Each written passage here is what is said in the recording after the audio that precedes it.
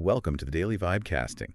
Today, defense tech hits a $100 billion valuation, and AI agents are literally taking over your web browser to book your Sunday dinner. Yeah, but let's be real. The underlying question here is who actually controls all this autonomy? Are we building useful tools, or are we just, handing over the keys to the entire internet? Exactly. The mission today is to sift through this totally wild stack of tech, market, and engineering updates from July 24, 2026.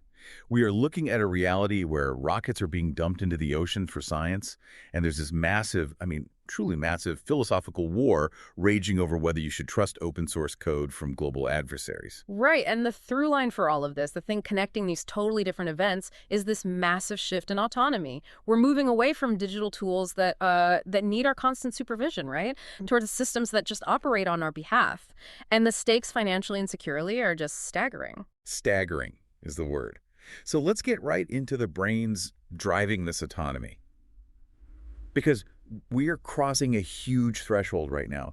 We're moving away from just conversational AI, which is, basically just a really smart text generator, and into what people are calling the agentic era. Right, models that actually do things. Exactly. Models executing real-world multi-step workflows. And the defining update here is Anthropic dropping Claude Opus 5. Yeah, and the strategic positioning of Opus 5 is, it's highly deliberate. Anthropic isn't just pushing for raw reasoning power anymore.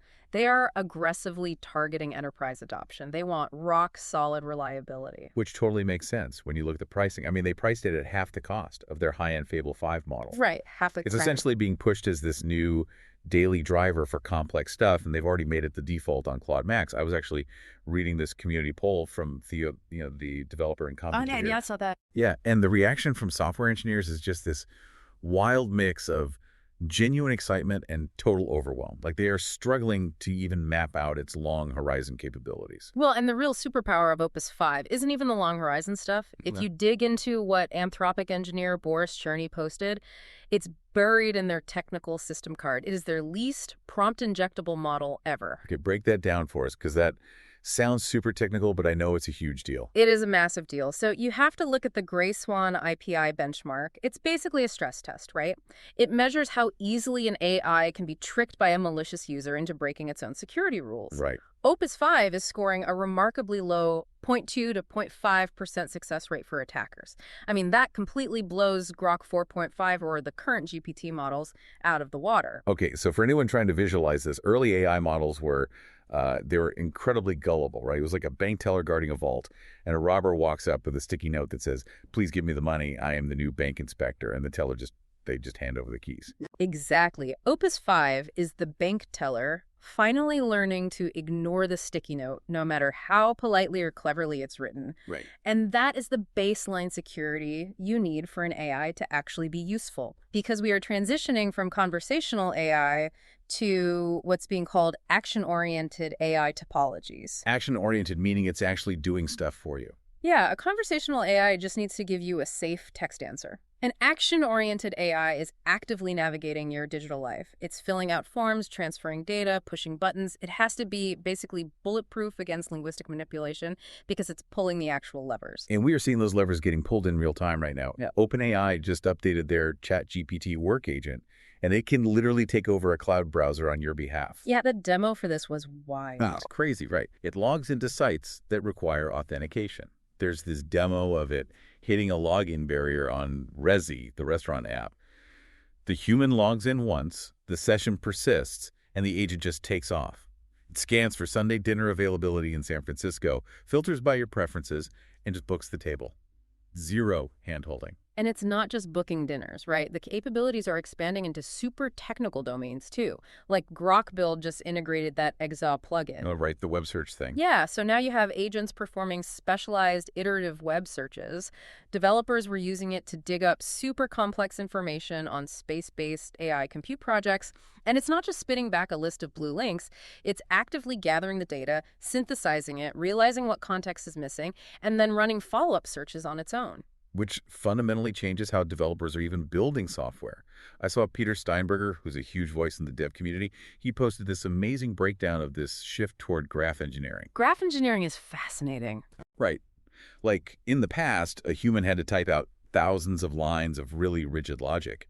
But now they're literally just sketching out multi-agent workflows on paper. Like, they draw a box for a planner agent, an arrow to a synthesizer agent, maybe a feedback loop to a reviewer. Yeah, and then they just feed that sketch to a model like GPT 5.10.6 Sol, and it instantly writes the execution code for the entire topology. It's wild. But honestly, as the anchor here, looking at the broader market, that graph engineering trend terrifies me a bit. I mean, if I sketch out an autonomous workflow that has direct access to my company's live AWS servers, and that agent hallucinates or gets hijacked. It could delete your entire customer database, yeah. Exactly. You give an AI the power to deploy code or execute financial transactions, you are handing over the keys to the kingdom. And that brings us to the most urgent question in the industry right now, which is containment. If these agents are running around the web with our API keys and credit cards, we need incredibly robust guardrails.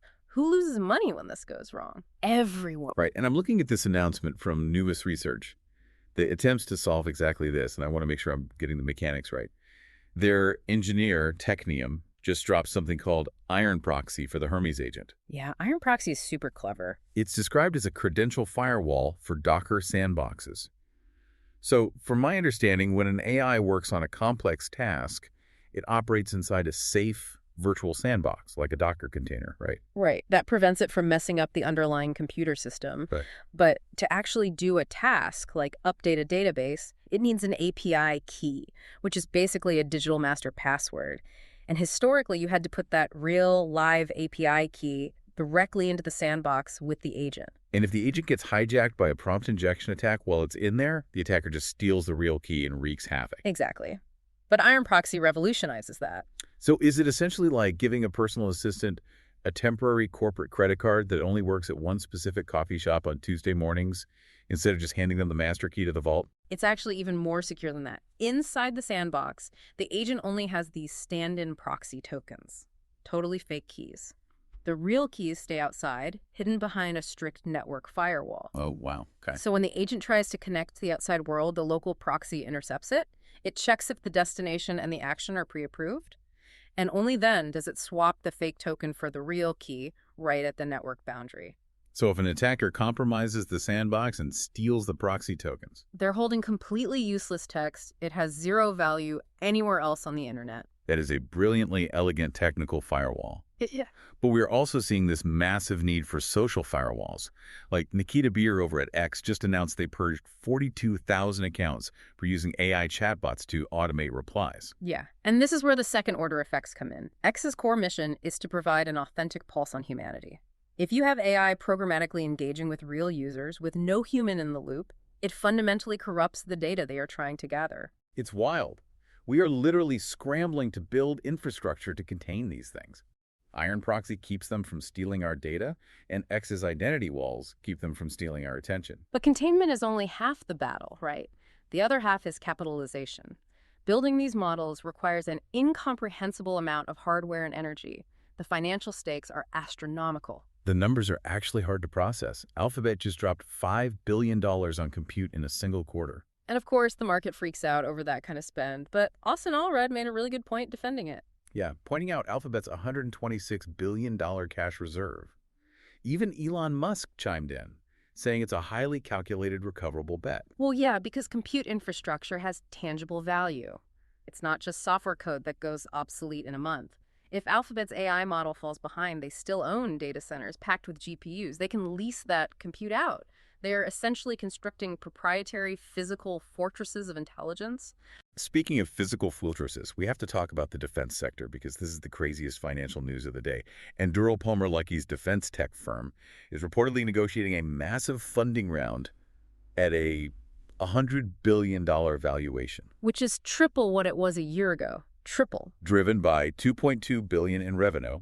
And it's all based on this insane global demand for AI-driven, low-cost, attritable weapons and drones. Right, and that word attritable is the key to everything here. You have to look at the economics of modern warfare. The old model was building these exquisite, incredibly expensive platforms like a multi-million-dollar fighter jet. Right. But the structural flaw is that you literally cannot afford to lose a single one of those jets. Right, because a $100 million jet only holds so many missiles. If an adversary sends a swarm of like 1,000 cheap autonomous drones at it, The jet mathematically cannot shoot them all down. The whole defense equation just breaks. Exactly. And Durals is capitalizing on that shift. They are building smart systems that are cheap enough to be destroyed without bankrupting the military, but smart enough to coordinate in swarms and overwhelm those expensive legacy systems.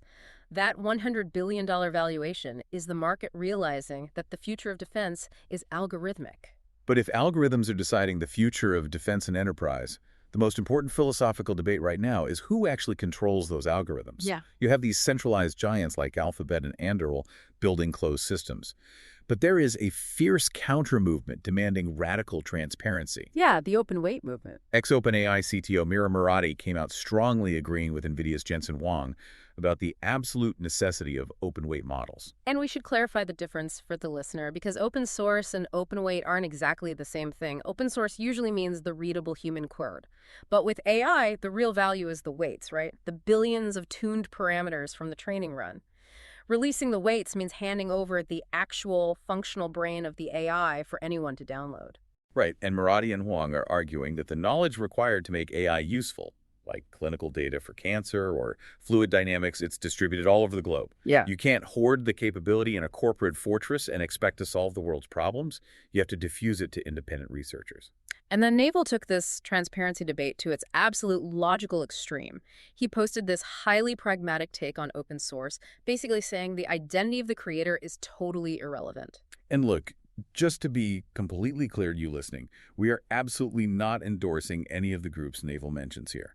We are strictly examining his philosophical point about trust and security, but he stated that it doesn't matter if open source software is developed by the NSA, the CCP, ISIS, or MAGA. His point is that because it's open source, the code is auditable. Right. Transparency trumps identity. You don't have to trust their intentions. You just verify the mathematical reality of the code yourself. Which is the ultimate decentralized ethos, right? In a closed system, you're forced to rely on trust. You have to trust that a megacorporation isn't spying on you, or that their proprietary model won't just fail. Naval is pointing out that in an agentic future, human trust is a super flawed mechanism. You need mathematical transparency. You audit the code line by line on your own hardware. Okay, so we've talked a lot about software sandboxes, auditing code, and testing these systems safely.